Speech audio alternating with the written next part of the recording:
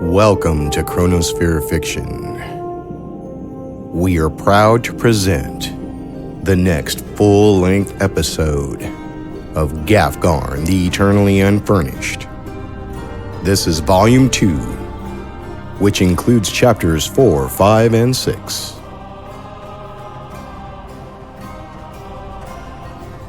At the end of Volume 1, Gafgarn, Wither, Ilaeda, Sully, and Dorin were leaving Smidgen's camp in pursuit of the Albino Jester. We joined them traveling on a road in Wither's wagon.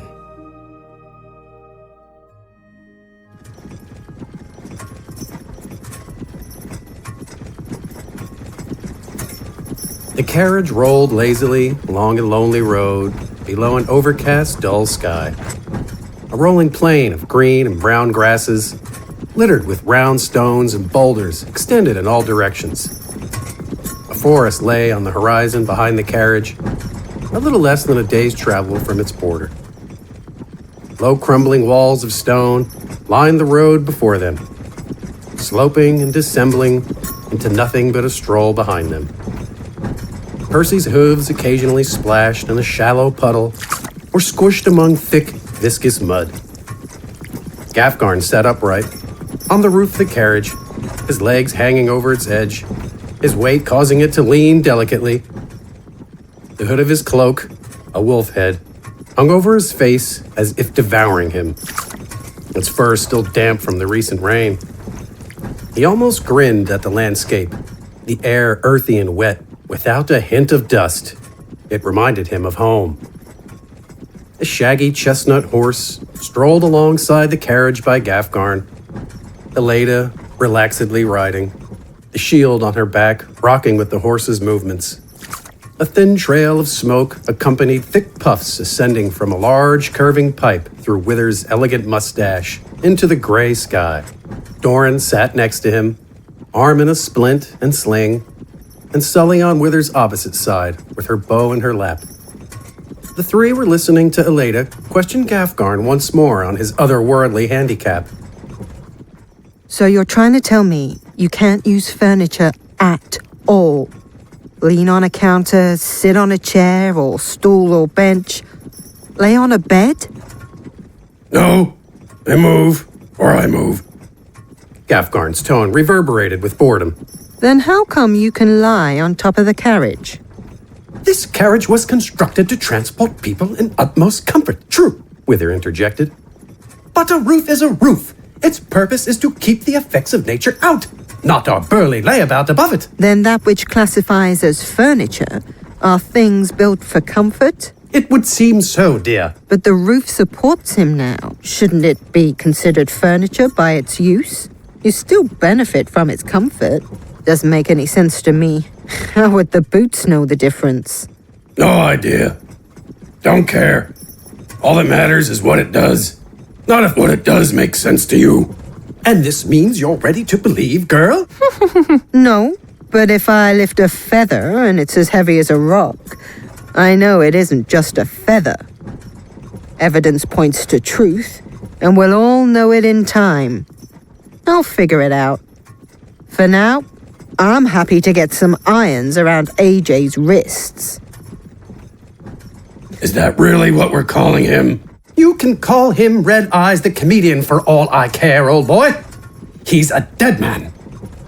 Beyond the road leading them north, a stony wall atop a flat rise floated into view. As they neared it, small towers, little more than wooden platforms with simple thatched roofs and wooden barred balconies, lined the perimeter of the wall. A tall, arched entranceway faced the road, its iron-reinforced doors of oak open to the sporadic, lonely traffic of carts from farms arriving with loads of hay or foodstuffs. A tall estate of the same rounded stone rose above the walls deep in the center of the city. A flag of red and black chevrons drooping in the windless sky. A hawk hunted a pair of crows above, circling and diving together in a beautiful dance of death.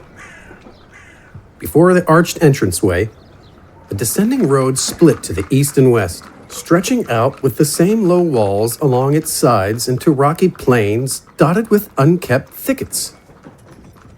The group rode past the crossroads, looking disinterestedly at the weathered signpost with dirty, cracked boards pointing in each direction. The names of places painted on them, once bold and helpful, now sat faded and illegible. Archers in chainmail and tabards of the lonely flag's colors gave the group little heed from the wall above as they neared the entrance.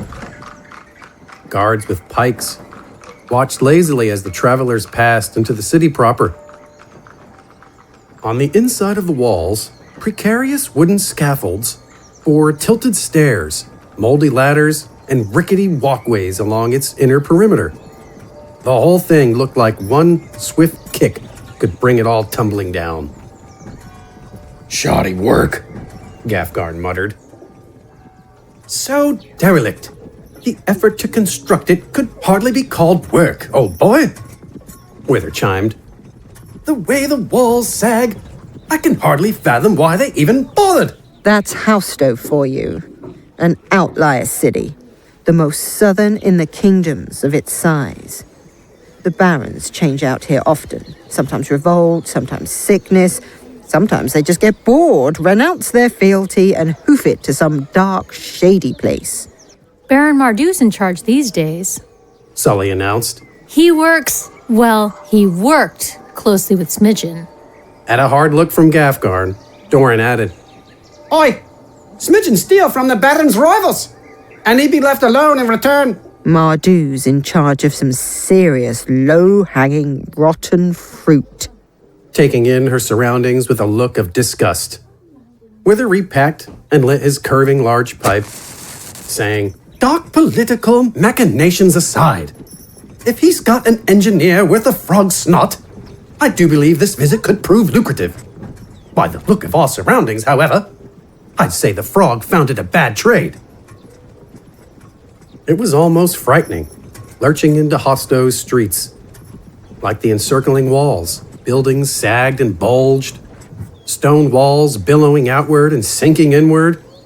So much so that some structures had thick wooden props against their walls. Taller buildings of 2 or 3 stories seemed to wiggle in the air like stalks of a wiry plant, tilting and twisting as they rose. Many doorways held ill-fitting doors, too large so they scraped or skidded as they opened or closed, or so little that they swung haphazardly. Even the informative streets seemed to twist and bulge comically. The city looked as if it were underwater, undulating with undercurrents and waves. Barely fitting between buildings, they followed the main street into the city, quickly finding themselves in a crowded square.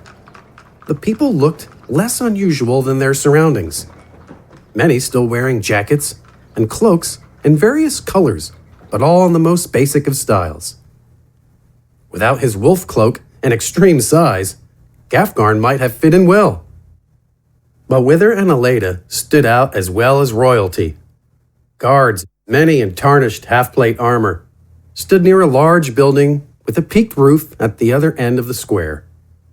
Unlike its haphazardly constructed brethren, this building stood tall and rigid, built from cut and shaped granite and limestone of sullen gray and black hues. Along its peaked roof and minarets, spears of dark metal twisted into the sky. They progressively increased in height from the edges to the peak of the roof like a frightening spine. Stained glass windows depicting orbs of color and swirling masses of mixed hues of stark black darkness lined the walls.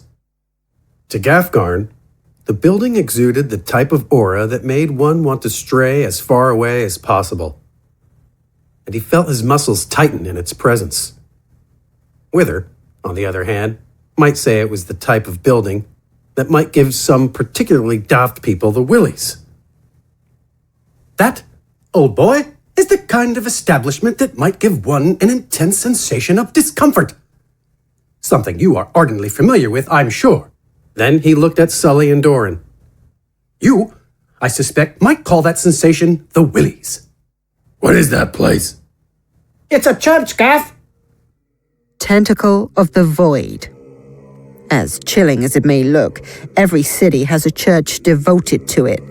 They believe in other worlds and realities out in some void that surrounds us.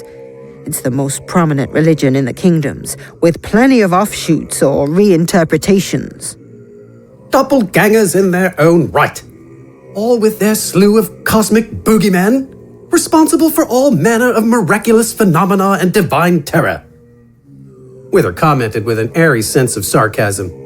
Then he mused. Really? Not much different than back east, right, old boy? Spirits in your trees? Demons in your blades? The working end of my hammer wouldn't mind answering that question for you, Doc. Wither chuckled in return, snapping Piercy's reins with glee to bring the carriage into the square. Townsfolk crowding the square concentrated their attentions towards a broad balcony above the entrance to the church, where several guards spoke and gestured at a specifically interesting chair. It was ornate, true, a carved mahogany beast of a seat, cushioned by velvet. But it was particularly fascinating because it was hanging over the edge of the balcony by its rear legs, and there was a motionless man seated within it. A wound rope around both tied tightly to the balustrade, blood-stained, a cascade of opulent necklaces, and his black robe with silver trim. Even from this distance, it was easy to see his throat had been slit. Percy cut through the edge of the crowd to a dingy-looking inn, respectable only for its well-kept stable. Wither and Ilaeda paid its keeper for the care of their horses and carriage. The hunter retrieved 3 pairs of bolas, heavy-looking balls joined by a strong rope from her pack, and fixed them to her belt. The group made their way through the crowd towards the precariously suspended corpse. As they neared, they could hear a man yelling over the din, demanding the crowd stay back and ordering the men above to cut the dead one down. 3 figures, similarly robed like the corpse but lacking its silver trim, looked up at the body and consoled one another with red faces and moist eyes. Gafgarn and the others met the circle of guards keeping the crowd at bay as the robed mourners turned to the man belting commands. It took only one glance to tell he was in charge. His half-plate armor, worn and tarnished, like the others, still shone with a Herculean, miraculous effort. His surcoat bore not one blemish, its colors vibrant and clear. His face, wrinkled with middle age and fair, but for the dark circles around his amber, almost golden eyes, was chiseled from stone, with a broad chin and high, pronounced cheekbones. A gigantic, expertly trimmed, thick mustache descended from his upper lip like a bristly, regal cape. If one could puff a pipe with respect and admiration, Wither was doing so at the sight of that wondrous lip-warmer. Said magnificent whiskers currently faced the mourning trio. Please, Captain, you must take him down. One of the robed women begged. We can't bear to see the first tentacle like that. It's a disgrace, the robed man sobbed. Who would do such a thing? Absolutely yes. We'll bring him down at once, the captain consoled. He pointed up at the balcony. You up there! What's taking so long? Get that man down immediately. I wouldn't do that, Captain. She attempted to move into the circle, but found herself stopped short by the butt of a halberd pressed neatly, if curtly, against her. The man holding the weapon looked down at her with a stolid face. She drilled a hole into it with her own stare. The captain approached her, a sense of incredulity in his steady gait. And why should I care what you do, miss? She raised her eyebrow in response and made to look at the eye patch on the other side of her face. The captain's eyes followed and then returned to her singular functioning orb. Now glittering with assuredness, the captain sighed. A public murder and a hunter in my city? Within the same morning? I thought the rain felt particularly icy today. He pointed a metal thumb over his shoulder. You have a quarry who might be responsible for this? Quite the introduction, Wither remarked, then refitted his pipe between a wide, toothy grin when the captain shot him a stern look. The guy I'm after might be involved, Captain. I'll tell you more after I've gotten a better look. This is my city, Hunter, and I can give you the details after I've investigated myself. As much as I'd love to preserve your masculinity, I'm more interested in finding a killer than arguing with you. I'm here on guild business, so I suggest we get to work. Ilaeda retrieved a metal tag from within her coat and flashed it at the captain. On it were emblazoned the letters AJ and the number 1000G. Her arrowhead pendant swung from the movement mockingly. The captain glowered, but acquiesced. You and your companions come with me. Stay in sight of me at all times. Do your business, but keep me informed of your findings while you're here. And make sure I get to see the bastard that did this, dead or alive, before you leave. And if you're as good as hunters are supposed to be, I expect you'll be leaving soon. I'm Captain Bronson Tetiv. Welcome to Hosto. Captain Tetiv's eyes scanned the group as they came forward, until they came to rest on Gafgarn. The captain took in the Outlander's massive size, pored over his wolf cloak, and glittered at the notice of those inlaid shining boots. Where's the rest of your suit? Gafgarn grunted, cracking his knuckles with flexing fingers. Not too useful without the rest, He led them through the church's broad, angular doors into an antechamber. An altar between two archways greeted them. Twisting dark tentacles rose from the floor to embrace and rim a pool of the darkest water Gafgarn had ever seen. As Captain Tetiv led the group into a stairwell at the side of the entrance, Gafgarn looked in the water and saw no reflection, but instead a pure crystalline blackness that threatened to drag him in. Instead of suckers, the tentacles had rows of bulbous, lidless eyes. As he walked by an archway, he saw the main hall lined with long wooden pews that, even with the sky overcast, lay awash in swimming colors from tall stained glass windows. A pulpit of stone, all tentacles, stood at the head of the hall in front of a massive grotesque statue. It was a creature of tentacles and mouths, a mass without order or reason, with colorful tapestries displaying ornate symbols hung over outstretched appendages. Gafgarn snorted at the unearthly display, but a sense of unease persisted to cling to him like a bad smell. At least the place wasn't dusty. The balcony was wide and deep, large enough for Gafgarn's troop and a handful of guards, who currently stood perplexed by the scene before them. Ilaeda was already poring over the body, taking in every detail, while Wither puffed busily as he watched. A thick rope wrapped around the man, chair, and balustrade in a chaotic fashion, crossing, overlapping, and knotting like wild vines. Gafgarn leaned over the edge of the balcony to watch Ilaeda examine the deep, clean gash in the corpse's throat. The robe beneath it stained, though the rope was rather clean in comparison. The man's fingers, poking out from between the wound rope like struggling weeds, were decorated with heavy rings of gold and silver and jewels depicting tentacles, eyeballs, and globes. His jeweled and gilded necklace swung with a playful, brief breeze, the blood on them almost dry. Ilaeda looked down, and Gafgarn followed her eye to the ground directly below the man, and he saw nothing of note. Finally, she touched the dark robes and looked at her fingers as she rubbed them together. She nodded her head in satisfaction. Ilaeda stepped back and spoke, almost as if to herself. He was killed last night, but not here, and most likely in his sleep. Why would you say that? Captain Tetiv asked. She looked at him sharply. The ropes aren't as bloody as his clothes, so he wasn't in bonds when he was killed. There's no blood below on the ground, so it stopped dripping by the time he was brought here.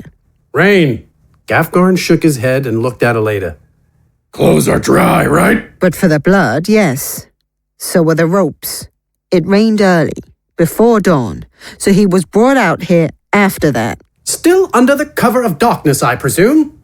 Unless your guards are so blind as to miss a man being tied up in a chair on a balcony in the middle of a square. Captain Tetiv looked at his guards, who scratched their heads and shrugged, and answered sternly. No, it had to be early. After the rain, then. Though I'm not sure how it wasn't seen until sunrise. Any reasons as to why? Something personal, maybe? It wasn't a robbery. He still has all his jewelry. The way the ropes are tied, it's overkill. Like it was done by a child. Or a madman. Guys, look! Sully called from the edge of the balcony. But the discussion continued unheeded. The cut is clean, so no struggle. Though I don't understand the chair. A message? She and Wither shot quick glances at Gafgarn, who shrugged his massive shoulders in return. Sir? Sully called. Gafgarn, sir! It's him! He ignored her, his attention set on the chair, a sudden confusing maelstrom of disgust and longing storming within him. Oi, Gaffy! Dorin called over the group, who all turned to face him. Sully stood pointing over the edge of the balcony, and Dorin continued. I think he's out there, sir! Peeping right at us! Well, don't point at him, idiots! Gafgarn commanded, as he and the group marched to Sully's side. He's already looking right at us! It hardly makes a difference, Gaff. Sir! In a huddle, they peered into the mass of onlookers, and in the midst of them, dead center, AJ stood wearing his Jester hat, bells shining above a wide, toothy grin. He stared at them, unmoving. He was, in fact, looking directly at Gafgarn, making the kind of eye contact easily confused between intensely intimate or disturbingly maleficent. It made Gafgarn's blood boil and teeth grit. It also caused him to miss Ilaeda and Wither launch themselves over the balcony. Captain Tetiv's voice rippled through the square like a horn. Seize the Jester! Alive if possible! Everyone move, now! The rabble scattered as the guards moved in to catch AJ. Ilaeda and Wither were already darting between scurrying city folk, Ilaeda reaching for the bolas on her belt, and Wither testing the tension in his wrist crossbows. They pushed people aside like leaves. AJ winked at Gafgarn as he spun and darted out of the square into an alley. Gafgarn's rage incensed. He leapt over the balcony in one bound, landing at a sprint and bellowing orders. Sully, ready your bow and follow me! Dorin, don't break anything else. Stay with the carriage. Sully took advantage of the convenient stairs, leaving Dorin shrugging his shoulders and flapping his broken arm like a helpless hatchling. The city launched into mass hysteria, the sound of an alarm bell ringing out over the city. It was one thing to indulge in the morbid curiosity of murder, but it was another to see the murderer running free. Folk barred themselves in the twisted buildings. Onlookers shouted from windows, and guards sprinted about in their armor, halberds and swords at the ready. Ilaeda and Wither were arrows through a swarm of bees, quick to reach the alley. They caught the tail end of AJ turning a corner into another street and gave chase. Gafgarn was on their heels, knocking over any in his way. A stone from a catapult in the swarm. Nothing slowed him, though he swerved to avoid a chair or two in the narrow alley. Around the corner, the three pursuers saw AJ running directly into the path of three guards. Fool shouldn't have shown himself, Wither huffed. Streets too narrow for him to evade them. I dare say he's trapped. Don't underestimate him. Ilaeda cautioned, adjusting the bolas in her hand. AJ never faltered or slowed. He ran right at the guards, sliding onto wet stones underneath the blade of a halberd. As a sword sliced down to decapitate him, he launched himself over it in a forward flip.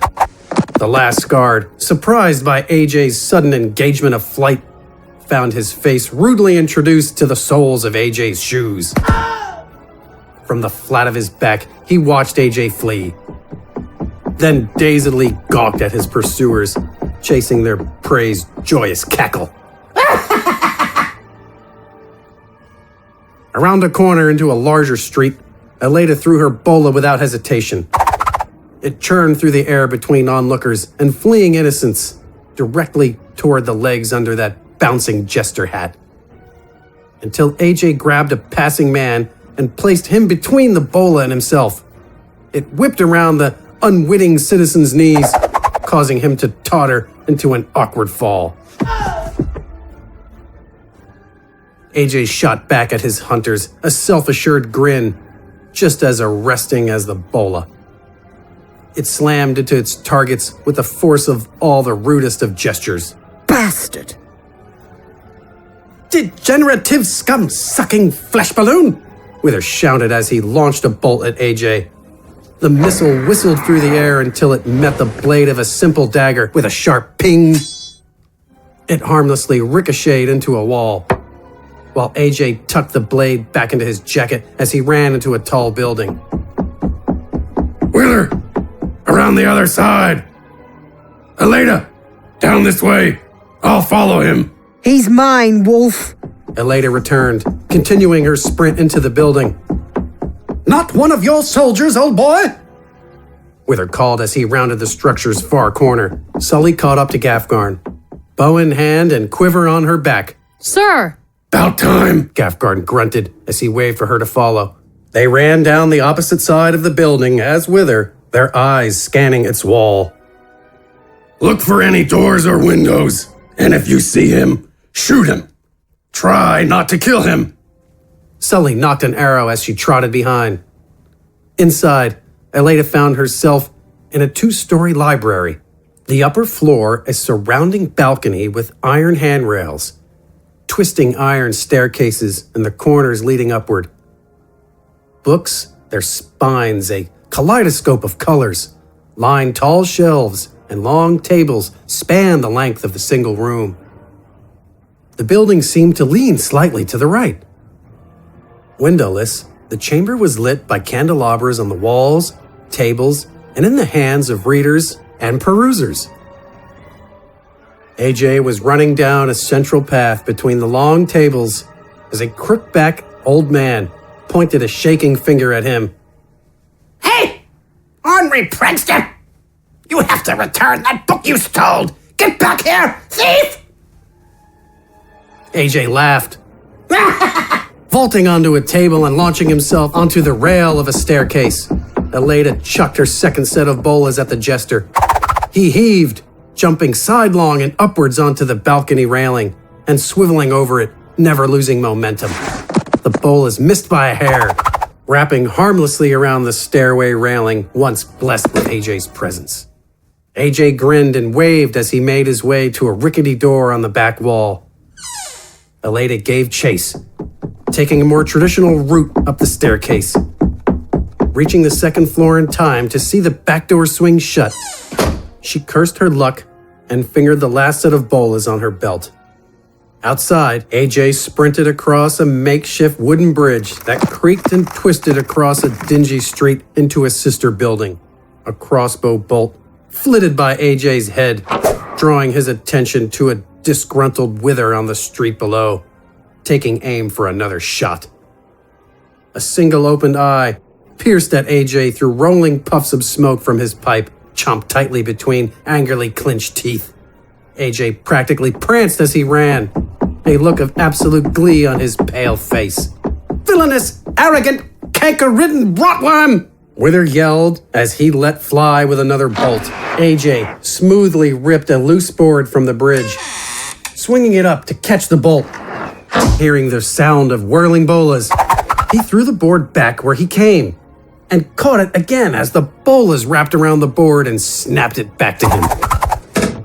Another bolt from Wither whistled into the board as AJ blocked it. And he turned to Ilaeda, almost on top of him, unsheathing her sword. You look flustered, he hissed As he dodged her blade, Relax with a healthy dose of fiber. he slammed the board into her head, smashing it into splinters and sending her reeling. He looked down at a gash on his belly, blood staining his cut shirt and jacket. He squealed with excitement. Ooh, you got me leaking. Not enough to cause me to spill, but nice try. Then the bridge rocked violently, the sound of wood snapping and breaking, reverberating through the street. Gafgarn stood below, the splintered remains of one of the bridge's supports on the ground next to him. Hammer in hand, he wound up for a blow to another crooked support. Ilaeda! He yelled as he swung. She heard and dove off the edge of the bridge, catching herself among its webbed struts. Then Gafgarn's hammer met wood. And with a thunderous crack, the bridge rocked and wobbled. Another bolt flew by AJ's face as he ran, laughing, the bridge under him teetering towards Gafgarn. Sully, now! Gafgarn yelled as he ran. Sully pulled her shaft back and let fly. The arrow flying swiftly and true. AJ leapt from the falling bridge to the doorway in the building, Sully's arrow just grazing his shoulder. Below, the bridge plummeted into the street in a shattered heap. AJ caught himself on the ledge and climbed up into the building, leaving only his joyous cackle for his pursuers. I'm not letting him get away! We have to get around the building. Find the exits. Ilaeda yelled, sheathing her sword. A single trail of blood trickled down the side of her face. When they turned to make their way around the building, rows of guards blocked their path on either side of the street, with more arriving from corners and alleys. Many others rushed to surround the building. Gafgarn brandished his mallet, staring down the guards with all the severity of a cornered, starving bear. Captain Tetiv walked through the barricade, Dorin in tow between the iron grips of two guards. What's the meaning of this, Captain? Never wise to bar the guild from its work. Baron Mardoo has demanded your arrest. Gafgarn thought he sensed an edge of distaste in his voice. Your hunt may resume after you've had an audience with him. By his order, his permission is needed, not mine. This time, there was no mistaking it. Captain Tetiv practically spat. Gafgarn never understood taking orders from someone that commanded respect rather than earning it. The kingdoms are indeed a strange place, He thought. We take you to see the Baron now. Captain Tetiv announced, extending an arm into the city. Waiting for the group to comply, his face was stone, with no hint of doubt or insincerity. With AJ so close, Gafgarn, Ilaeda, and Wither were loath to quit the chase. But the sharp ring of unsheathing swords quickly quieted their urge to resist. Ilaeda complied, sheathing her sword with a frustrated grunt. Gafgarn stood tall, great hammer on his shoulder, a look on his face that begged any to take it from him. Wither, still on the opposite side of the fallen bridge, calmly straightened his suit as he walked over to the wooden rubble. Then, with all the abruptness and terror of a pouncing creature, he sprinted at the captain. The force of Wither's rage was met with a swift plated fist to the face. Captain Tetiv's free arm wrapped around Wither's outstretched to plunge a now visible blade into the captain's neck. The professor crumpled, and Captain Tetiv motioned two guards to fix iron handcuffs to his wrists. I won't let him get away! So close, so near that murdering, abducting jackanape, and you overripe, impertinent, putrid pustules are letting him go! No! We need to save! Captain Tetiv knelt and grabbed Wither by his bloody face and curtly said, He will not leave this city alive. But until you meet the Baron, his fate is none of your concern. The captain rose to meet Gafgarn's heavy gaze and announced, with all the commanding power of gravity itself, Baron Mardoo awaits.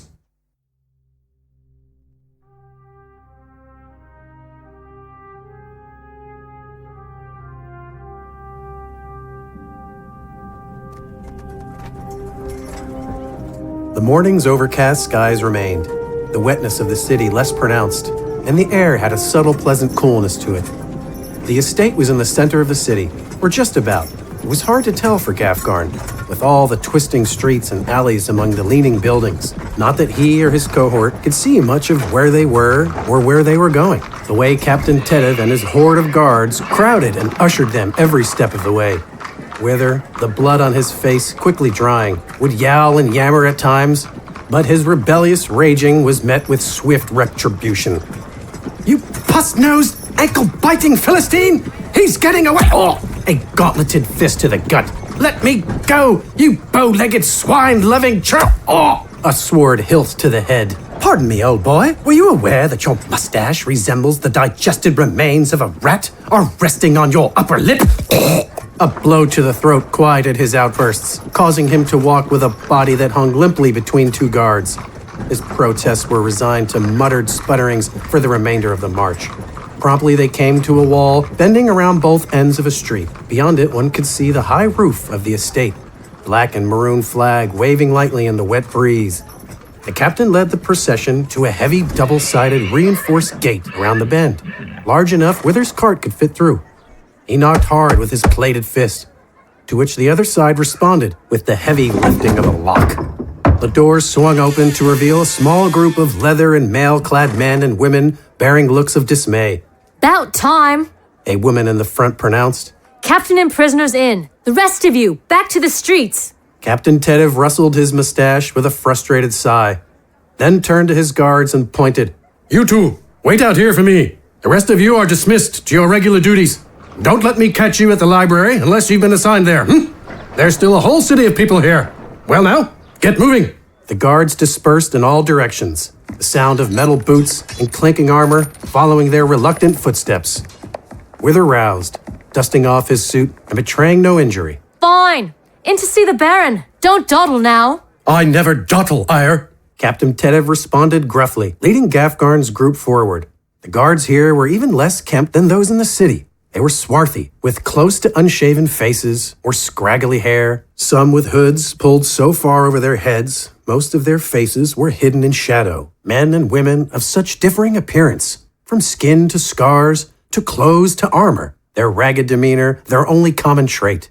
It was easy to conclude that they hailed from many different places, in and outside of the kingdoms. Gafgarn was reminded of Smidgen's bandits and figured these were closer to a gang than an organized, uniformed, soldierly force. Not that they appeared any less dangerous. Eyes, lazy or drunk or otherwise, watched the interlopers with wariness and greedy hunger, and each man and woman had a weapon close to hand. Why do I feel like I'm being sized up? Because you are. Ladies, gentlemen. Wither greeted and bowed his head as they walked. Sully waved and nodded to a few like old friends. Dorin shook some hands as he walked, even embraced one with a hearty, Oi, mate, nice to see you. Both stopped cold and continued on with lowered heads, and they saw the look Gafgarn shot them. They walked across a large yard, inhabited by a dingy stable to their left, and several slumping buildings of wood to their right, possibly barracks or storerooms. Small patches of garden bestowed surprising splashes of color and fragrance amid the dreary surroundings. In the center was a modest two-story estate of the city's common stone, a pair of iron-reinforced doors stretching high beneath a pointed gable. Two guards were at the short steps leading up to it, one sitting, cleaning her nails with a rather large knife, and the other half asleep against the wall, arms crossed. Captain Tetiv led the group through, pushing the doors open as he walked into a grand, dusty foyer. He continued up a single staircase to their left to the second floor and down a hall to an unassuming door. Old framed paintings hung askew on the walls alongside torn or faded tapestries, cobwebs ruffling as the group walked by them. Gafgarn could feel the dust of unclean, long-lived-in quarters filtering into his voluminous nostrils, his face contorting into an annoyed grimace. He thought of his halls in the great fortress of Dire Rock Deep, with the heads of woodland beasts on plaques decorating the walls. No hints of dust ever dared grace those hallowed grounds, and all, handmade to warrior, made sure of it. This baron, with his disheveled crew and abhorrent housing, impressed him little. Captain Tetiv stopped at the door, two shady-looking guards on either side, and faced the group. Baron Mardoo is known for many things, but first and foremost is his size. None of you will comment or joke on it. And please, whatever you do, if you've heard his nickname, do not repeat it here. Ilaeda smirked, while Sully and Dorin snickered. Gafgarn looked at each face for a hint, but only got a sly shrug from Wither. Captain Tetiv placed 2 raps on the door, and at the haughty command of "Enter!" and a muffled tenor from the other, he opened and gestured for the others to follow. They filled into a large room, centered by a grand desk of dark wood, the surrounding walls lined with banners of the same design as the flag above the estate. An ornate rug of colorful reds, oranges, gold, and black floral and arboral designs depicting blooming flowers, twisting vines, and antler-like trees covered much of the floor. 2 heavy chairs of red velvet with hanging tassels lay before the desk, accompanied by several more plain oak variations, presumably brought in from another room. A wide plate lay on the desk's surface, balanced its mountainous cargo of turkey legs, potatoes, gravy, grapes, and large chunks of mutton. Beyond that heaping mound, staring interestedly at them all, was one of the fattest men Gafgarn had ever beheld. Baron Mardoo was middle-aged, wrinkles only beginning to assert themselves, and fair-skinned with deep-set dark brown eyes, above a pointed nose that defied his round cheeks and sloping jowls. A jet-black beard descended henceforth, dearly in need of cleaning, flecks of food clinging into its oily brambles. A paw of sausage-like fingers, each adorned with a silver or gold ring of jewels, stroked and combed that foodie beard as Mardoo leaned back and regarded his new guest with interest. That hand's equally bejeweled sibling hung over the side of the chair, loosely clutching a half-eaten apple. He barely fit into his gargantuan velvet seat, rolls of fat from his sides and back falling over the arms and back of the chair like frothing yeast over the rim of a bowl. He wore a massive black shirt with gold-embroidered lions on both of the breasts and a gray coat with shiny silver buttons and black trim. Various necklaces of silver, gold, and beads hung low past the plummeting collar of his shirt that exposed curling black bushes on his upper chest.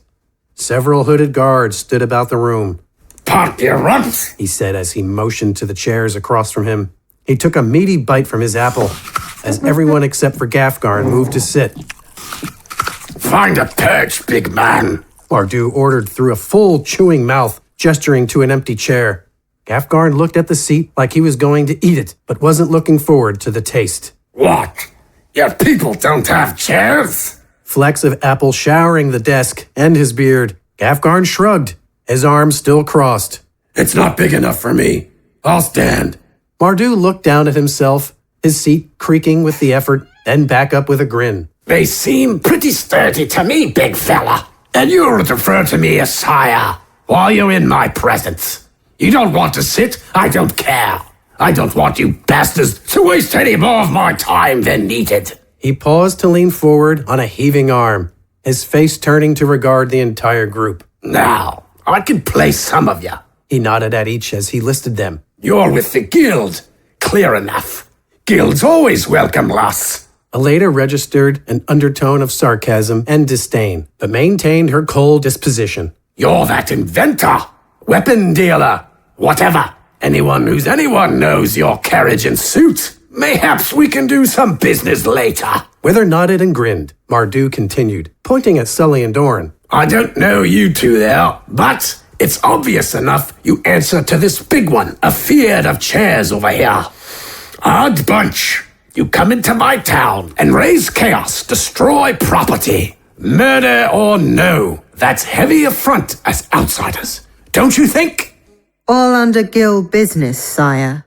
"That's so, lass. Then you all be with the guild, I presume?" Just myself, but they aid in my hunt and are so protected under the rights of guildship, sire. She spoke levelly, her tone professional and full of authority. Mardoo pounded his fist on the desk and sternly pronounced, "Don't you lecture me of your infernal guild law. I know what it be, but you bring vagabonds and a wilder. It's enough you've these 2 criminals with you." He pointed at Sully and Dorin, noting their wide-eyed expressions. I know you be highwaymen, but this beast man, peace or no, big man, you be on the wrong side of the border. And Hosto, situated as it is, it be my charge to protect the kingdom's edge here. Great job of doing that. I've been in your country for weeks. Mardoo shoved himself out of his seat to stand, his body rippling and jiggling with the effort. Watch your tone, barbarian! I don't know if your people respect their leaders, but here in the kingdoms,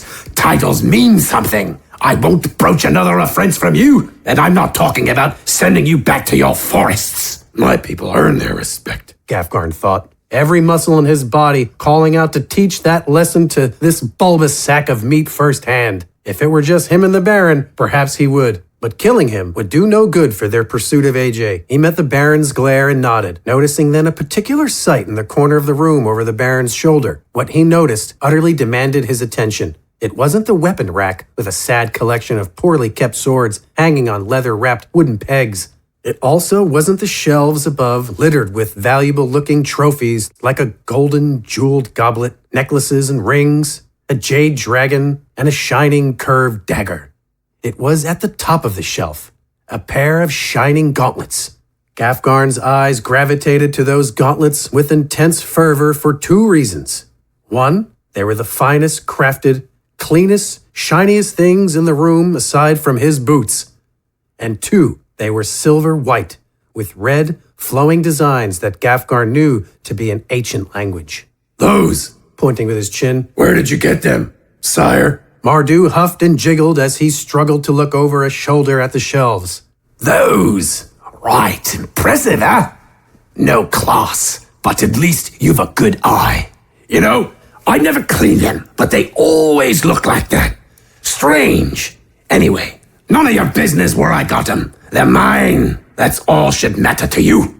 Ever put them on, old boy, sire? Wither asked through teeth clenched on a pipe carved like an upwardly belching frog. Mardoo paused, at first surprised by the presence of the pipe that had not been there a moment before, then regained his composure and raised a fist, grasping a meaty turkey leg. On these paws, Professor, I'd sooner fit a brazier. Enough with all the questions. I brought you here. Now shut up and pay attention. Since you bring this filth into my city, this clown, I'm going to respectfully decline your wish to hunt. Captain Tetiv's men and my private guard will see to it that this murderer is found without destroying anything else. Murdering a first tentacle. Whoever did this is going to bring down the wrath of the church on himself. Never mind my own. A fool. So you don't know who you're after then, son? Don't get smart with me. A man of white skin, red eyes, wearing a Jester hat. Pretty hard to miss, lass. And I'm surprised you find, with all your guild craft and reputation, that you've yet to catch him. Let him slip away, I hear. And by the looks of that hurt on your face, I'd say it be true. Ilaeda thought to comment that Mardoo looked like he could catch nothing, but thought better of it. You speak of his appearance, but not of who he is. This isn't a common criminal. The guild was made to catch criminals like this. You need me, sire. What I need is you and your group out of my city. Be on your way before I keep you here in chains. You're welcome to stop us. I'm sure the guild will just overlook your tampering in our business, 'cause that's not a big deal at all. The guild can shag a maggot. A questioning brow soared above Ilaeda's good eye that regarded Mardoo with a fiery mixture of disbelief and wrath. She leaned forward, her fingers threaded neatly together and her elbows on her knees. I don't need to remind you, I'm sure, of the Accords, older than the kingdoms themselves. Guild work is as official as any monarchs or their lesser vassals, and can only be refused or punished by landsmeet trial. My actions, as well as those of my companions, are sanctioned by law. So should you imprison us and call for a trial, your head is on the block. I do my job, sire, and that is it. Make your choice. At that moment, a plated city guard entered, saluting the Baron with a fist across his chest. Mardoo took a mighty bite of turkey, chewing with rage and exasperation.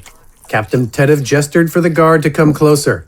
Sir, His breath short and sweat beading on his brow from the supposed run to the estate. the Jester is gone. Mardoo choked and sputtered in response. Ilaeda shook her head while Withers shot upright, puffing smoke wildly. Gafgarn placed a heavy hand on Withers' spindly shoulder, locking him in place as surely as a steel brace. How? Captain Tetiv asked, a hand massaging his temples as he leaned in his chair. It was one building. We had it surrounded. At first, we didn't know, till a librarian told us about catacombs underneath the library. Goes out to both wings, then out under the city. Maybe even beyond the walls, he says. No one knew this? The guard looked around the room sheepishly. Well, maybe we forgot. Most of us grew up here. Haven't thought about them since we were kids. Even then, we thought they were just stories. Not really interesting anymore. Captain, Ilaeda interjected in a curious tone. why didn't you know of them? I'm not from here, Hunter. A handful of years, and none have ever spoken of tunnels to me. He turned a questioning gaze to Mardoo, who replied by jamming a chunk of mutton into his mouth. See? The guard said, his face beaming. Not something we really talk about. Captain Tetiv stood and gave the man a hard look. Hold the entrances that we know of. Hold the librarian as well. We need to talk. I'm coming right away. He gave a salute to Mardoo. Captain, speak to my first on the way out. You know her. Ask about the catacombs. She will have information for you. Find the murderer. Alive if you can. Now get out of my office, the lot of you. Professor, I may call on you later. As they walked through the hall and down the stairs, Wither asked Gafgarn. Those gauntlets, old boy, unmistakably related to your ill-fated footwear. Unmistakably. I'll bargain for them, should that gluttonous windbag be serious about seeing me later, which he very well should be. Doc, you should really clean your face. What was Mardoo's nickname anyway? Captain Tetiv stopped at the large doors and leaned into Gafgarn, using the back of his hand to stifle his answer. He's known as the Bulging Baron.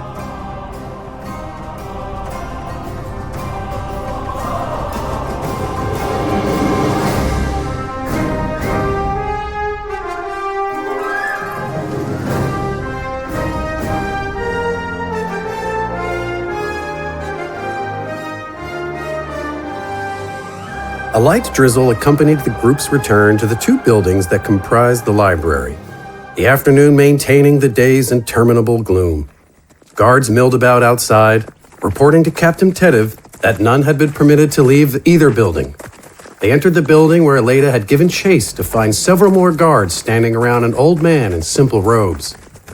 Ilaeda recognized him as the one who had yelled after AJ as he fled, saying something about a stolen book. The group moved to greet the aged librarian. A guard spoke. Sir, this is the one said he may know where the Jester hides. Captain Tetiv looked at the old man, who sat and fidgeted nervously, and declared, Name? Ebert, Explain yourself. And plainly, please. We have work to do. in the wing, across the street, what was joined by that bridge, in a small cellar for storage is an entrance to the ancient catacombs, older than the city itself. You move one of the shelves, it takes some strength, and there's a doorway in the rock. Leads to underground passages. What's the nature of these passages? None know about them, but I and most of Baron's private guard at the estate, mostly abandoned. Many passages collapsed and unstable. One leads out of Hosto, beyond the walls somewhere. I had an interest in them in my younger years, but there's naught but rubble and darkness down there. Whatever their original purpose, it's just a path for smuggling and secrecy now. So one way in, one way out. You're sure of this? Yes, this city's been leveled in the past. Such is war.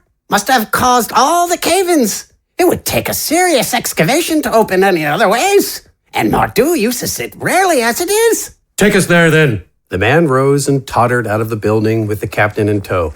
The others followed, Ilaeda taking a moment to retrieve her bola, still wrapped around the twisting handrail.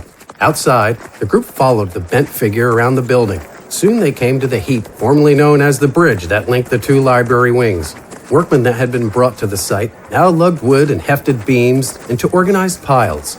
Ebert, still shaking from nervousness and age, led them further around the second building and into a doorway.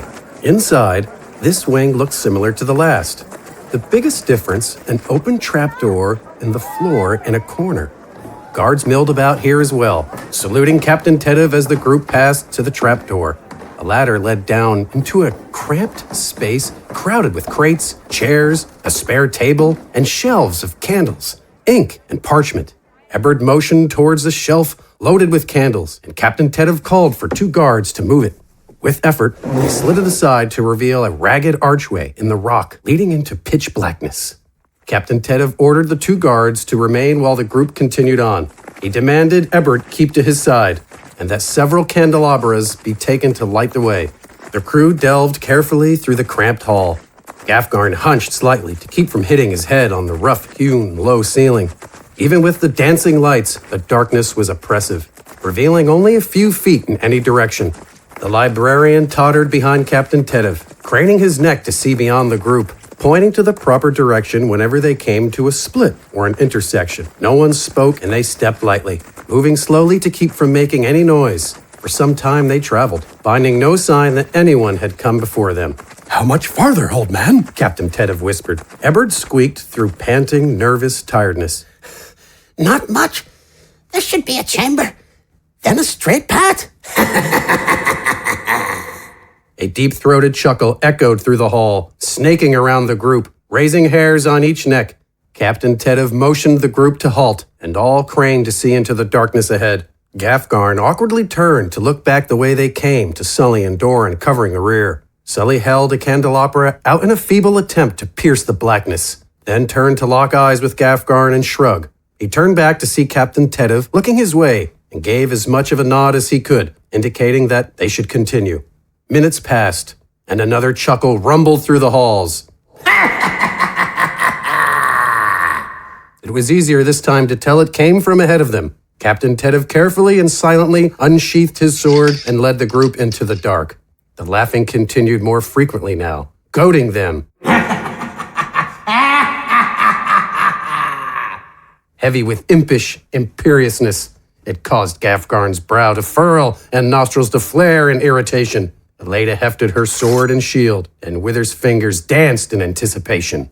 Past another crumbled pathway, turning into another path at an intersection, the laughing continued to creep through the halls like a stalker. Finally, they stopped at a 3-way intersection, Ebert pointing around the corner to a wider hall at a startling sight. 2 rows of simple wooden chairs stood face to face, their backrests against the stone walls, extending into the black and blocking the entire path. Captain Tetiv shoved his light out into the hall above the chairs to look as deep as he could, but the chairs continued beyond their sight. Ebert, you or anyone you know put these here for any reason? Ilaeda asked in a hushed tone, her eye positioned just so to see through the bodies in front of her. No, this hall is usually clear. We've no use for chairs down here. No one sits around in the dark. Our pastime is reading, after all. No meeting place for Mardoo's cronies, old boy.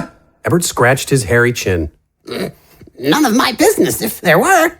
But they use the catacombs for smuggling and sneaking out of the city. I don't think the Baron let anyone he worked with outside of the city into the catacombs anyway.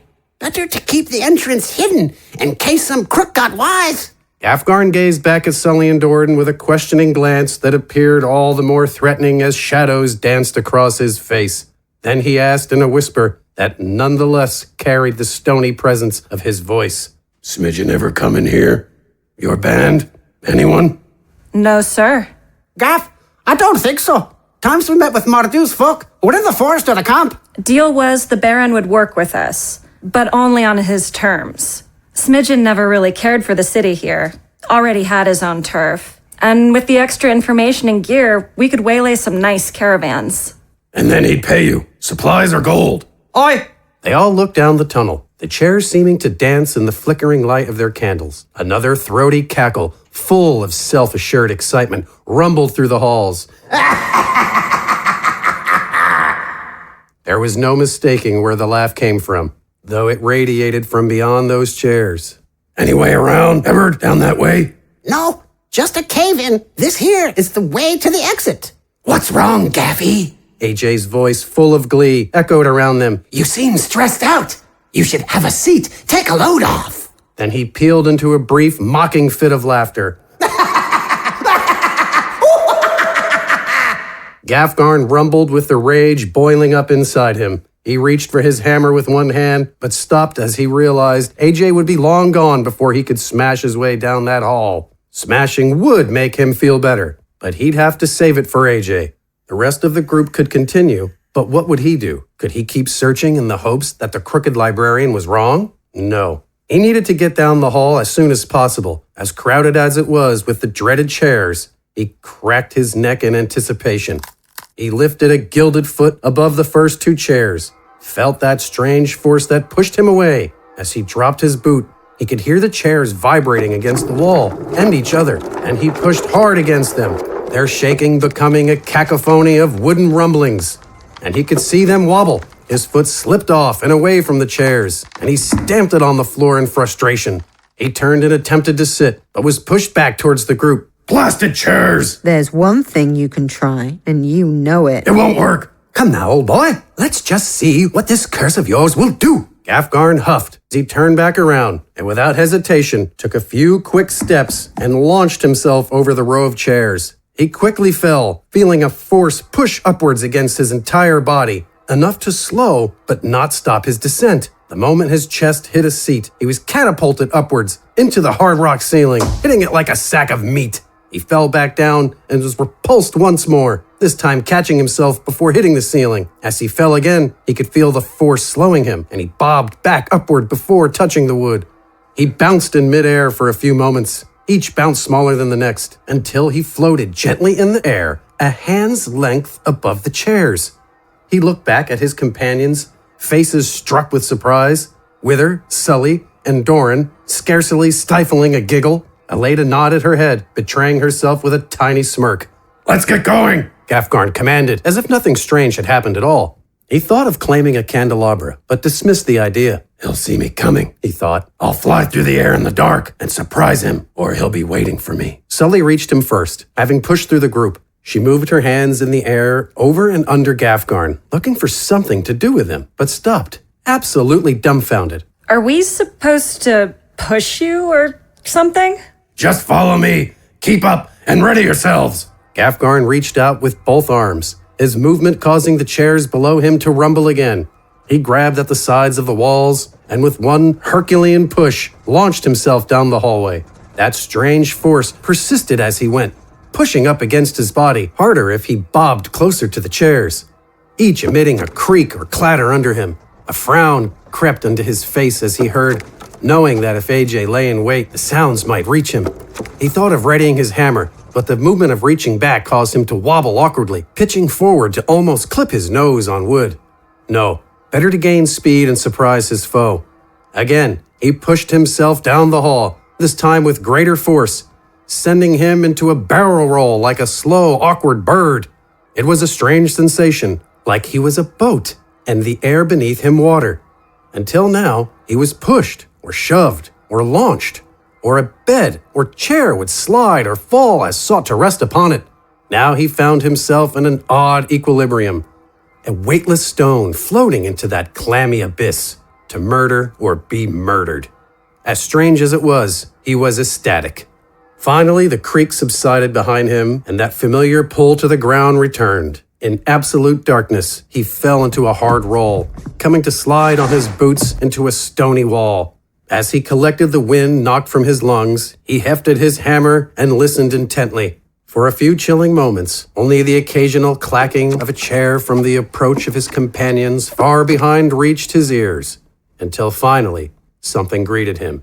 About time. AJ's voice called from the darkness with the friendly timbre of one calmly entertained. We've been waiting for you for a while now. Silly you didn't bring a light with you. You were loud enough floating in here. I wish I could have seen it, but I guess I've seen your kind of flight before. I'm a huge fan, really. It'd be great to give that monster a hand to shake.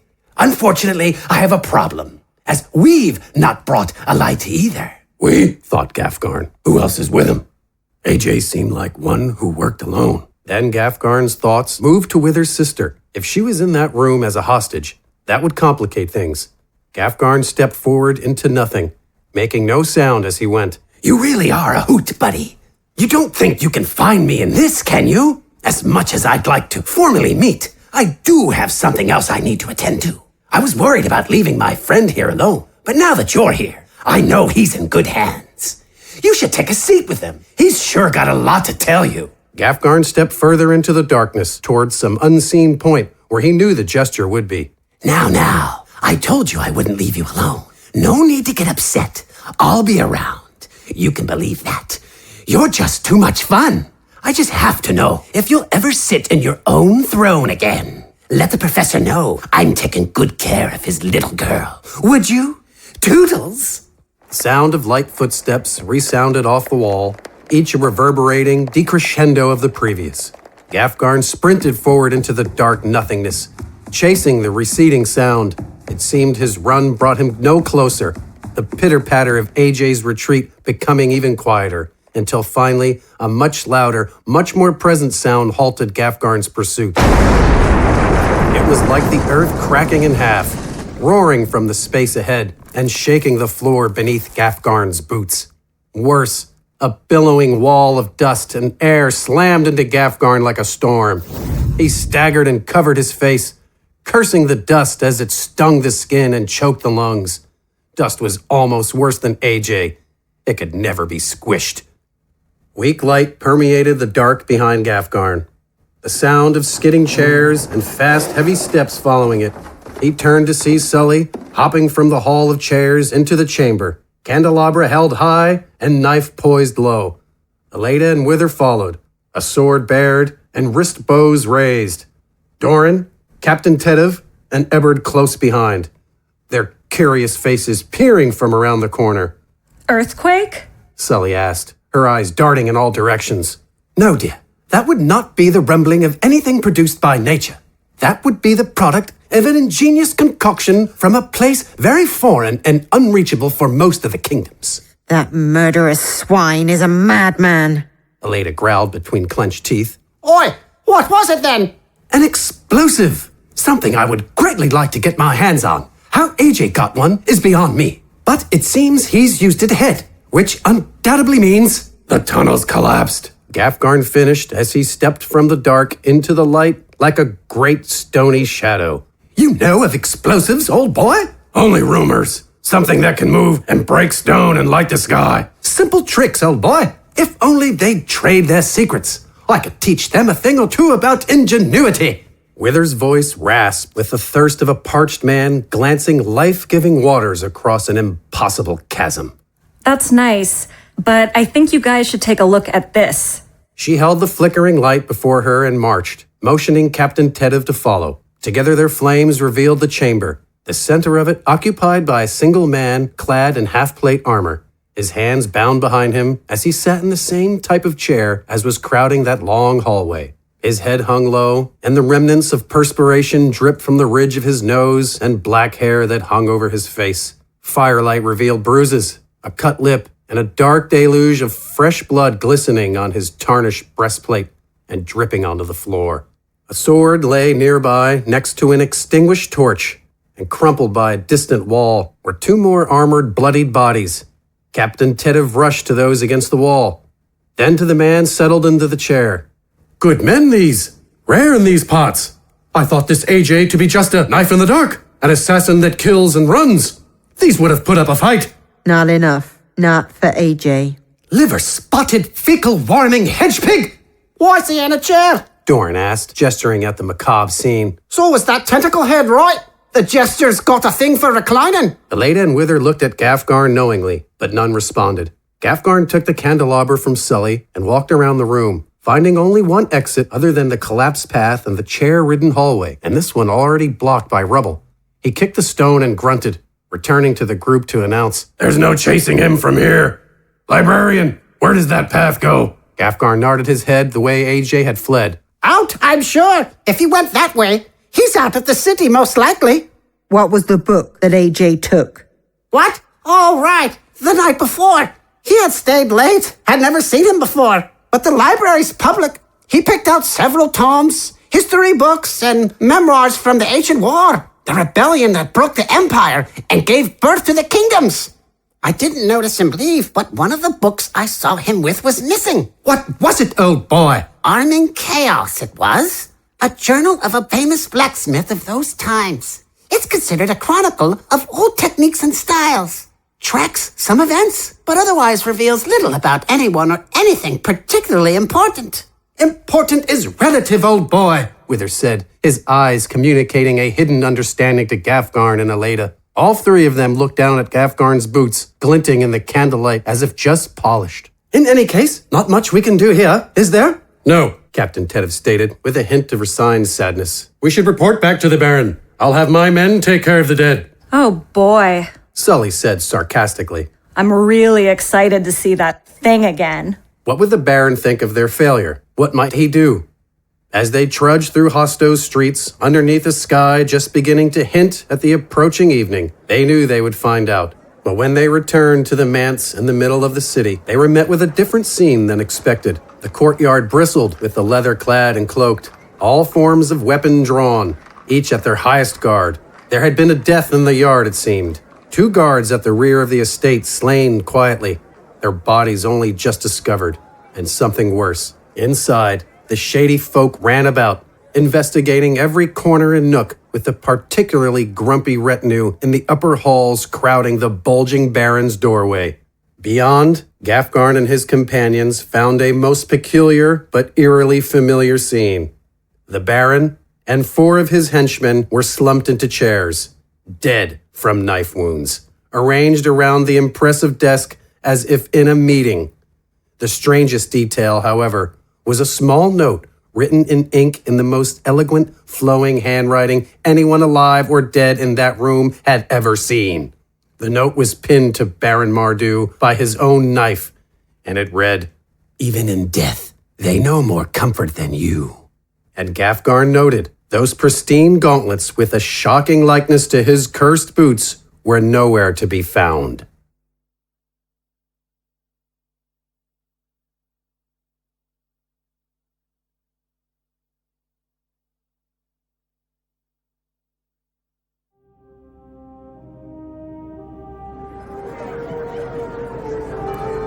The town bustled, crowded with patrolling guardsmen. Many were hungry for retribution, knowing their allies had been butchered in the catacombs beneath the city. The bulging Baron's crew was equally piqued, the loss of their own causing search parties to scour the countryside. No one seemed to care much for the Baron himself, accepting that his murder was so brazen as to be unbelievable. His swarthy crew only wondered as to who might replace him and if the new head would continue their employment. Captain Tetiv issued his orders to scour the dilapidated city, but knew their target would be gone. None had seen him since the encounter in the catacombs. He held no hope that a sign of him would be found and acted with resigned stoicism.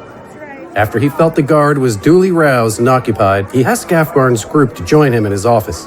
As eager as they were to continue their hunt, he insisted, promising to take little of their time.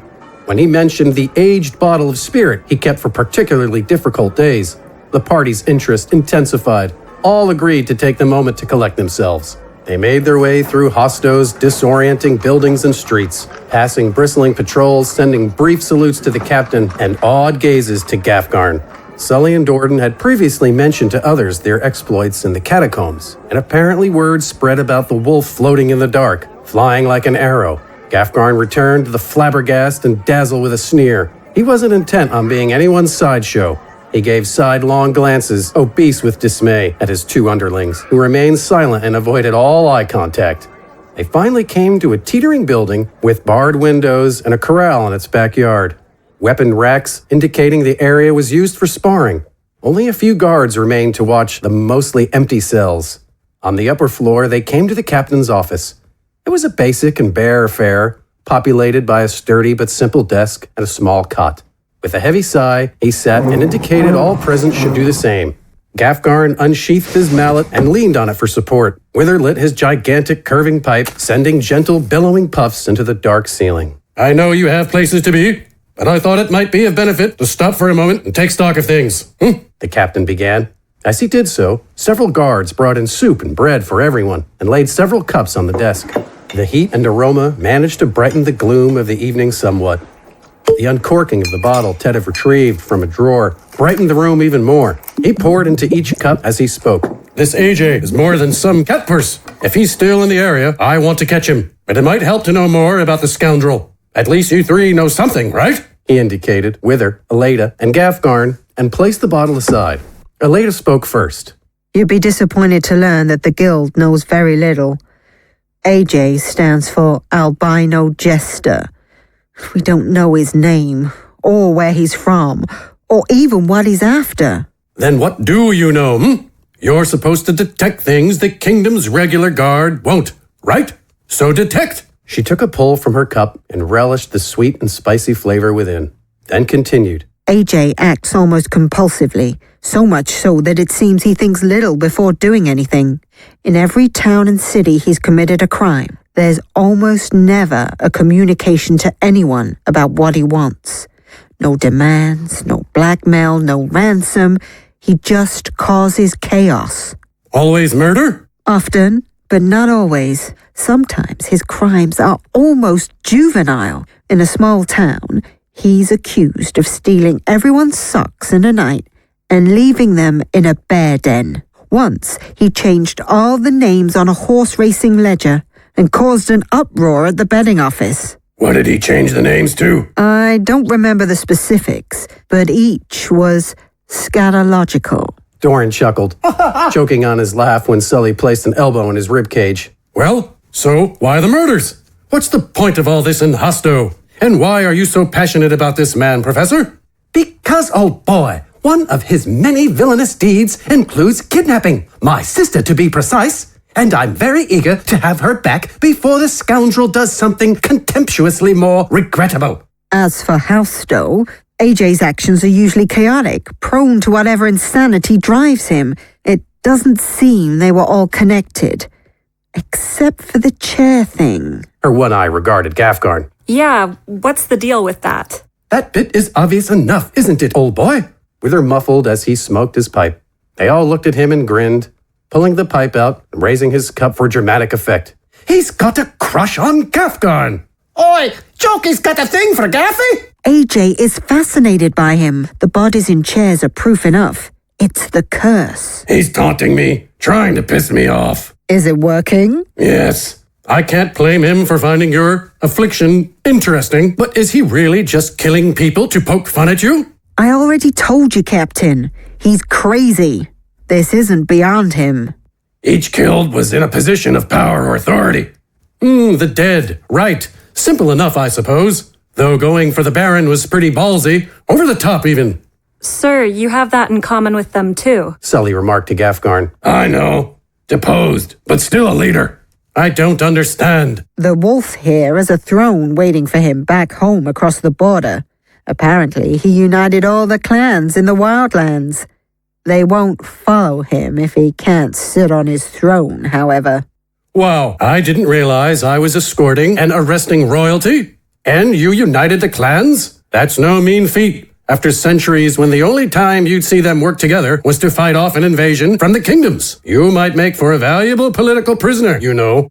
Gafgarn eyed him with an angry suspicion, and Tetiv responded with raised hands and an innocent look. But I'm just captain of the guard, I'm no one's army or court. I put myself as far away from that mess as I could. I'm loyal to the crown and all, but I'm done with wars and fool machinations. Is that why you're in this backwater? Yes, volunteered for it. My men are all ill-equipped, undertrained, and hardly motivated. But I appreciate that challenge, rather than licking the boot of whoever was born from whoever else's void-praised blood. What about the Baron? He mostly stuck to himself, as long as I stayed out of his way. We left each other alone, made our lives easier. I cared about the city, he cared about other things. You know, Captain, I could use a man like you. You're obviously capable and wasted here. My people appreciate strength and honor. Seems you've some. No, big fella. I've had enough politics. I just protect people, and that's fine by me. No need to make things more complicated. Sounds like there's a story behind that. Another life. One full of politics and oaths I'd rather not revisit. My only loyalty is to the people of Hosto now, and I rather like it. Anyway, what would you recruit me for, Gafgarn? Going to invade your own lands and lay claim by force? The kingdoms were successful for some time, but there hasn't been a victory on our side in years. How could you expect to do any different? And won't they still reject you if you can't sit on the throne? My people appreciate strength. Even a farmer can fight, but not all can lead. I'm in enemy territory, peace or not. I'll need at least a small troop to watch my back while I work on fixing things. Back to that, the captain interjected, leaning forward onto his desk. What in the world was that? Is this really happening? I saw it with my own eyes, but is there really some sort of magic at work here? It appears so, old boy, and it seems tied to those immaculate boots. Ilaeda snickered in disbelief, giving the room a look of disapproval. Wither continued. Think what you want, dear. If proof points only to the impossible, then it must be true. So why not just take off the boots? Tried. Can't. Well, that's a shame. So you're just going to be like that for the rest of your life? No. What will you do? Wasn't too sure until now. Oh? Did you notice something odd about the Baron's office? Aside from all the dead folk, you mean?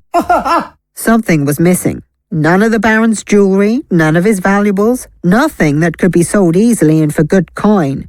Only one thing. Those gauntlets. Indeed, old boy. Those with the same design and spotless effect as these very boots. Wither waved dramatically at the gilded footwear. Why take them, though? What's AJ's game now? Like I said, to piss me off. Translated, it's to ensure we follow, old boy. He knows we're interested in them. The gauntlets guarantee Gafgarn will pursue him. Fine. So the giant and the professor have common cause. And what of you, Ilaeda? Surely there are easier bounties? Maybe AJ is worth a great deal, but couldn't you find easier prey? Maybe even make more in a shorter amount of time. Ilaeda seemed to hesitate for a moment, as if a thought crossed her mind like a blizzard freezing her. Then she quickly regained her composure and responded. I like the challenge. And yes, AJ is worth a great deal. Nothing personal? No. Sounds like a story behind that. Ilaeda gave him a nasty look. Tetiv looked pensive for a moment and then shook his head. All right, fair enough. None of my business anyway. I'm just curious.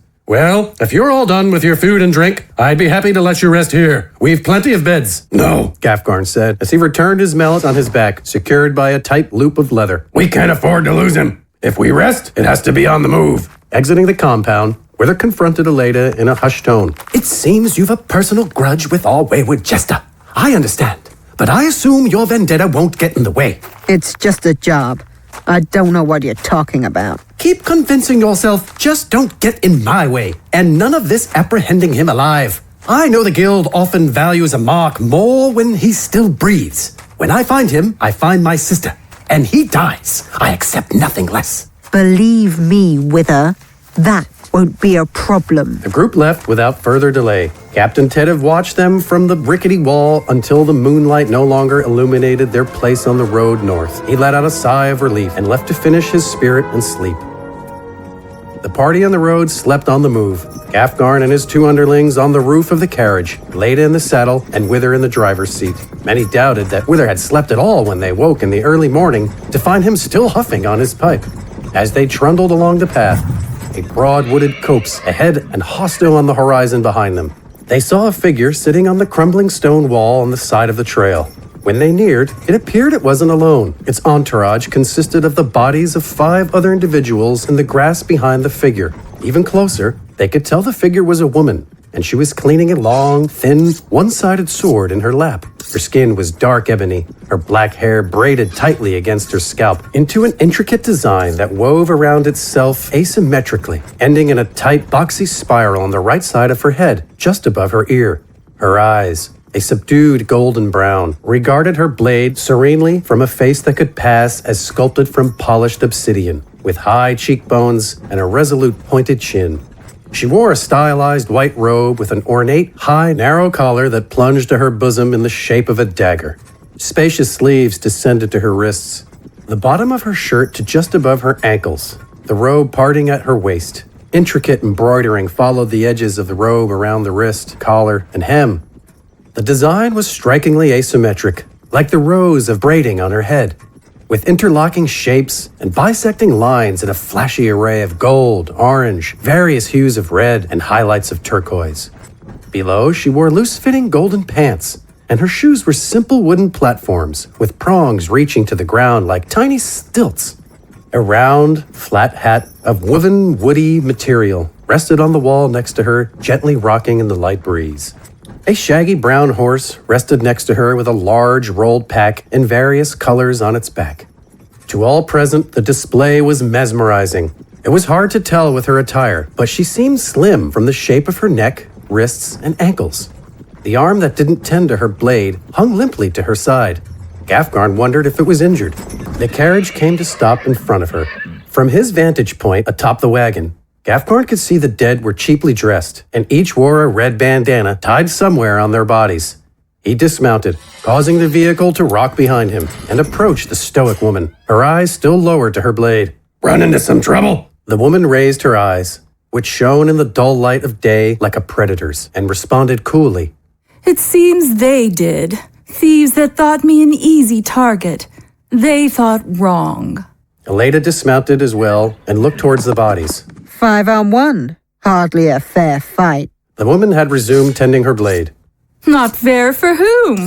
They were just brigands, not warriors. Not an ounce of the art between them. It would be a sad waste of life if theirs were worth anything. Sully crossed her arms and gave a disagreeable look in response. She had been one of them before, after all, and she felt her life was worth something. But she held her tongue for now. You aren't from around here, are you? Ilaeda asked, regarding the woman's clothing.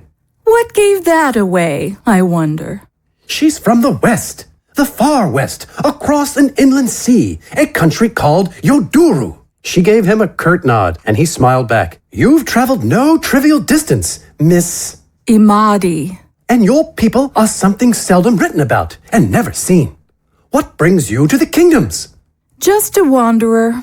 Sounds like someone I know. Wither grinned. Gafgarn gave him a stony look. Your arm looks hurt. This? No injury. It's an affliction from birth. Doesn't seem to slow you down. Not unlike you and your eye, I would guess. Ilaeda touched the patch over her eye, tracing the symbol on it. I was born with a pair, though. We all lose something. Perhaps we choose whether those losses cripple us or not. You and I decided not. Gafgarn huffed impatiently, feeling the woman's words weigh on him. He hefted himself back onto the carriage. If you're fine, then we need to move on. Have you seen anyone strange? An albino with a jester hat? He might have a girl with him, likely bound. Someone on horseback entered the wood, but they were too far off to see clearly. Could be who you're looking for. Then we should go. You might not want to go that way, she said, nodding lightly at the woods. Why not? Because the rest of the crew these idiots belong to are waiting in the trees over there. More than these made to attack me, but they fled when I cut down their friends. When they were running away, I heard them say I wasn't their intended target. Something about a big outlander with a wolf cloak. I'm guessing that's you. Gafgarn hopped off the carriage once more, causing it to sway and rock again. Ilaeda looked to the copse ahead, slipping her shield onto her arm in anticipation. Wither puffed heavily at his pipe. Sully and Dorin traded knowing looks. More with those bandanas? Gafgarn asked, indicating the corpses. Imadi gave a curt nod and stood, accentuating the movement with a satisfying slide of her sword sinking into its scabbard at her waist. Gafgarn hefted his hammer, resting it on his shoulder as he gazed into the copse. Any idea how many? She placed her hat on her head, secured around her chin by twine, and said, Only 2 ran. I haven't exactly looked, but it sounds to me like you've got the history. So you tell me. She raised her eyes to his, expectant. Seems the lady wants to accompany us into the fray. Why? Sounds like a bunch of thieves. That's as good a reason as any. If you're looking to loot them, they won't have much. They fled their camp Gafgarn demolished without taking any time to carry anything off. I'm only interested in their lives. The party then witnessed something truly rare. Gafgarn turned to them, bearing a grin, beaming with glee. His chest puffed in anticipation and stated with the richest mirth any present had heard bubble up from his gravelly baritone. Then let's go claim them. Now, you aren't suggesting we just saunter directly into a trap, are you, old boy? We? No, Doc. Just you. And it won't be their trap. It'll be ours. Shortly after, in the advancing dawn, the carriage trundled through the copse. The trail so narrow that overhanging branches scratched against the passing vehicle. Its lone driver puffed happily at a basic corncob pipe, bouncing with the rocking of the wagon. A stalwart horse tugged the affair along, huffing the comfortably cool air in his own way. Seemingly unbeknownst to either, eyes watched from the brush at either side, peering from behind trunks and among boughs. They watched hungrily, anticipating the valuables they might glean from the coming robbery. Some were disappointed that the wolf-hooded outlander was nowhere to be seen, but they nonetheless relished the chance to murder the suit. fingers rested anxiously on bowstrings and around hilts. Two gruff-looking men stepped from the verge into the path of the carriage, which caused Wither to pull lightly on the reins, stopping Percy. He puffed and looked expectantly at the two strangers. They wore red bandanas around their heads and brandished an ugly-looking sword and a spiked mace. Wither smiled at the weapons, noting the chipped blade and that the mace looked like little more than a small piece of lumber with iron spikes driven through it. You, The mace wielder commanded, pointing his weapon at Wither. off the carriage now. No sudden movements, or you'll find an arrow in your brain. Wither grinned and puffed, then replied, "The thing about weapons, old boy, is that maintenance, regular and practiced, is key. Now, I see you two fine strapping lads, and I think to myself, here are some gentlemen, though entrepreneurial of spirit, plagued with poorly maintained tools. Indeed, your souls are willing, but how can you capture that evasive seductress called success with such decrepit arms?" The one with the blade inspected his weapon, a look of dismay on his face, and said to no one in particular, "Mine is looking a bit worse for wear."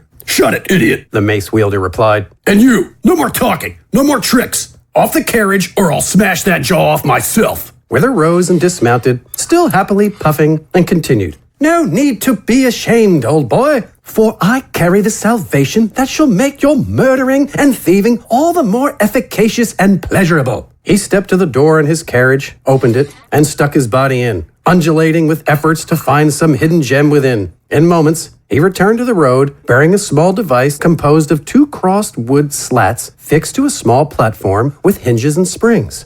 The sides of the slats that faced inwards had a polished stone affixed to them so that they resembled shears. "This, old boy, will keep any blade sharp for years to come," he began, taking his place in the center of the road. As he continued hawking his invention, he listened intently for a sign from the woods.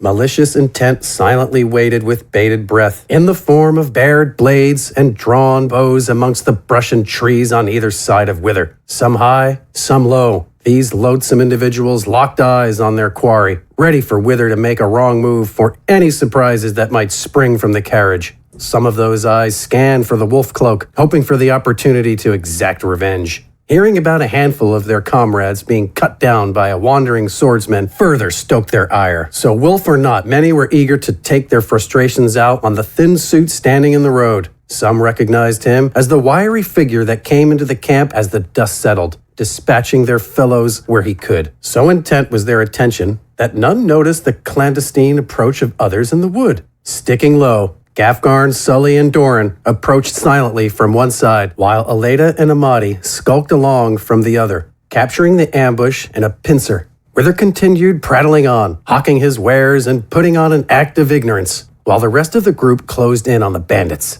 Gafgarn always preferred open battle to sneaking around, but as he saw his prey ahead, he knew the strategy was sound. They were outnumbered 3-1. Better to thin their numbers from the shadows before drawing a skirmish. Still, after recent events, the opportunity to bust some heads brought a sense of exhilarated peace to the behemoth. Gafgarn huddled with his cohorts and whispered, Spread out and stay quiet. Sully, take care of the ones in the trees. Dorin, clean up any that might notice and watch your footing. He watched the two split, then approached his first victim leaning against a tree. His great hammer in one hand, Gafgarn reached around the man with the other, his hand grabbing the bandit's face and slamming the back of his head into the stout trunk. With a satisfying crack, the bandit's body slumped and slid down the timber, leaving a trail of glistening blood in its wake.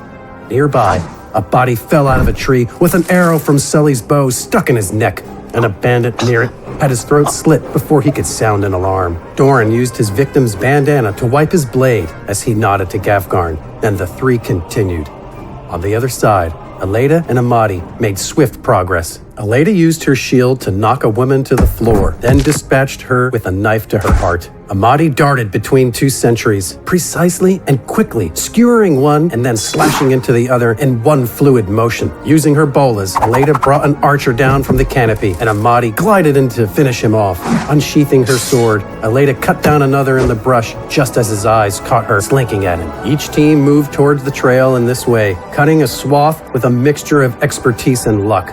Several more were cut down silently, until Dorin tripped on a stone, hitting the ground hard behind another target. As the bandit swiveled, his eyes lit with surprise when they caught sight of Dorin scrambling to his feet. An arrow flashed by his side, missing him by inches. He let out a whistle as he saw Sully notching another arrow. His whistle was cut short with a bellowing roar. Gafgarn rudely introduced the business end of his hammer to the bandit's face. In the road, the two brigands were kneeling over Wither's contraption, the one with the blade sliding it carefully between the crossed timbers. A whistle, and then a roar erupted from the trees, causing the two to look into the wood with alarm. Then they turned to Wither and stood, one with his mace at the ready, and the other testing the sharpened end of his sword with a gentle touch. Its now razor-keen edge cut through his thumb like butter, a rivulet of blood trickling down his hand onto his wrist. Ouch! Wow, it's much sharper, The thief said, while the other moved to attack Wither. I think we'll keep it after we kill you. Wither raised his hands and shrugged innocently to show he was unarmed. Suddenly, a bolt shot from his left wrist into the trees, causing a body to fall from a tree into the undergrowth at the side of the trail. The two would-be thieves looked on dumbfounded as Wither donned a bloodthirsty grin, smoke coiling from his corncob pipe like a snake prepared to strike. The mace wielder pounced, swiping his bludgeon down at Wither's head. Wither stepped sideways, the mace missing his face by a hair. He simultaneously jammed his hand into the bandit's chest, his secret blade piercing the man's heart. Finally recovering from his surprise, the sword wielder rushed in, cleaving the air. Wither brought up the blade from his right hand to block, and the sword slid off of it with enough force to break the mechanism. The blade hung limply by Wither's hand, and small pieces of metal and springs fell from his sleeve. Wither ducked under another swipe and brought the bloody blade on his left hand into play, puncturing his attacker's gut. As he let the body fall, an arrow stuck into the ground near him, and he looked to the wood at his right to see several more brigands erupting from the brush. Wither ducked and ran to take cover behind the carriage, shooting each of his mini crossbows as he went. One bandit ducked numbly below a shaft, while another slumped in agony on the road, clutching his side. At the carriage, Wither crouched, taking shots at the approaching attackers. In Gafgarn's sections of wood, madness broke out. The trio revealed. Every bandit there turned from the road and pressed the attack. Gafgarn grinned as he charged into the fray, his hammer at the ready. Dorin unsheathed his sword, his dagger still in his other hand, and prepared to defend himself from the onslaught. He was sure he would die. There was a score of armed devils bearing down on he and Gafgarn. The nearest to Dorin collapsed in a heap as an arrow skewered his skull. Sully quickly switched out her bow for her blade and sped to Dorin's aid. The two worked back to back, winding between and around each other as they fended off blows and took advantage of openings.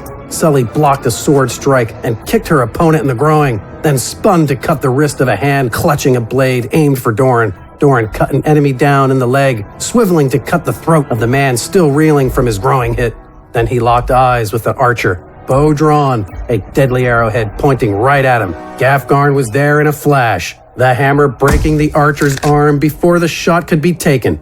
It was as if a dam had burst and Gafgarn was the flood. He, his bulk, and his hammer, an overwhelming force flowing around Dorin and Sully, taking all in its path. He was an artist with his hammer, knowing how to perfectly follow through with its weight.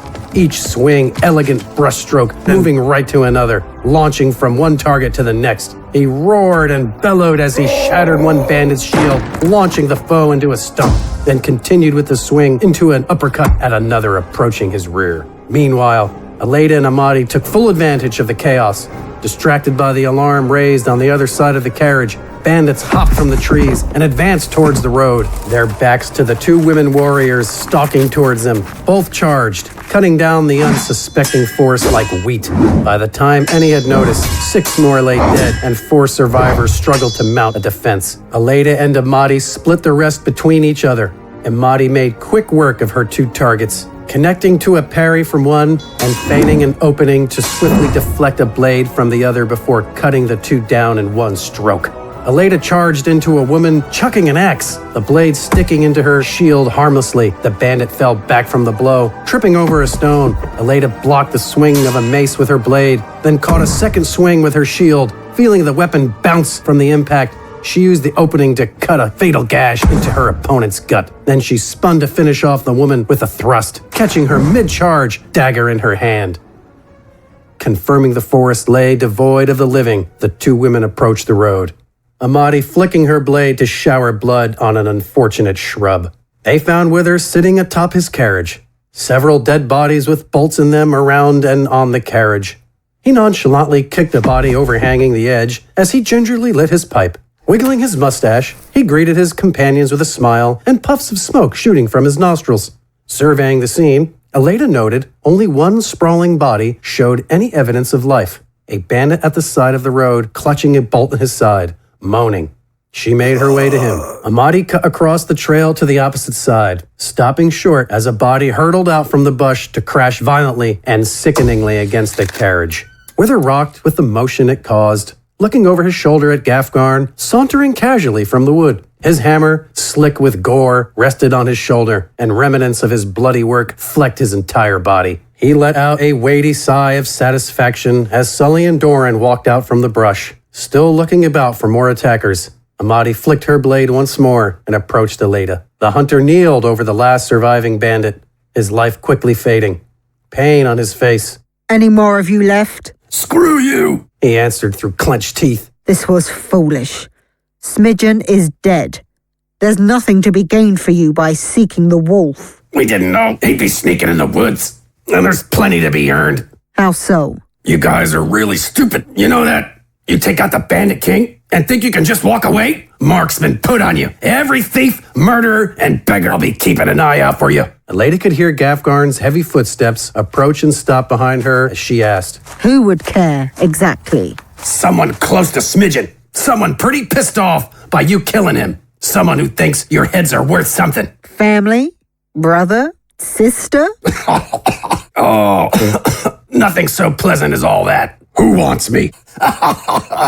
His ex-wife. New friends, new enemies. This could get complicated. Things could get rough. Keep an eye on your podcatcher for all the episodes of Gafgarn the Eternally Unfurnished. The credits for Gafgarn the Eternally Unfurnished Volume 2 are as follows. Your narrator, the voices of Gafgarn, AJ, Wither, Captain Tetiv, Mourners, the Old Lady, and various bandits, Dorin, Ebert, and Baron Mardoo are Mike Bethel. Ilaeda is Julia Eve. Eyre and Sully are Rosanna Jimeno and Alexis Bird.